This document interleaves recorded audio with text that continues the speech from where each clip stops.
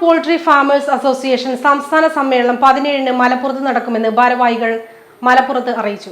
സംബന്ധിച്ചിടത്തോളം കോഴി ഫാം കർഷകർ,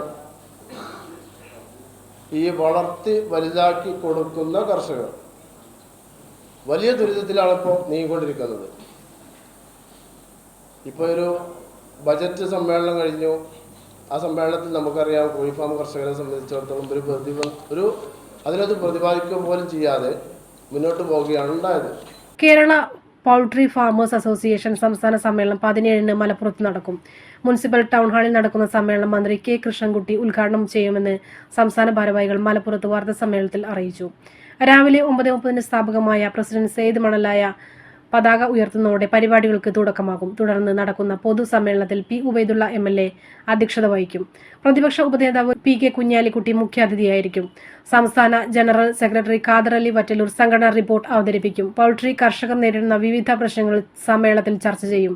ഉച്ചയ്ക്ക് ശേഷം നടക്കുന്ന പ്രതിനിധി സമ്മേളനം മന്ത്രി EMP രാജേഷ് ഉദ്ഘാടനം ചെയ്യും.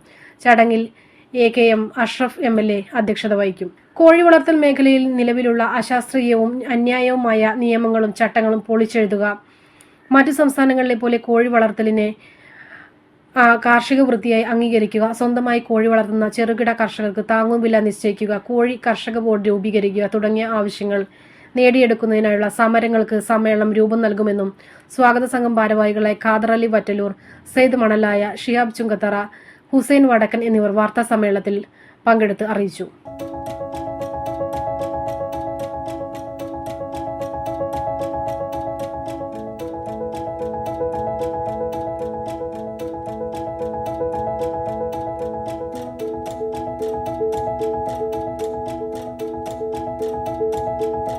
ഇനി വേണ്ടതെല്ലാം വേണ്ടുവോളം വിലക്കുറവിൽ നിങ്ങൾക്കായി മലപ്പുറത്ത് സമ hyper market, Tirur road, Mylapuram, Malappuram.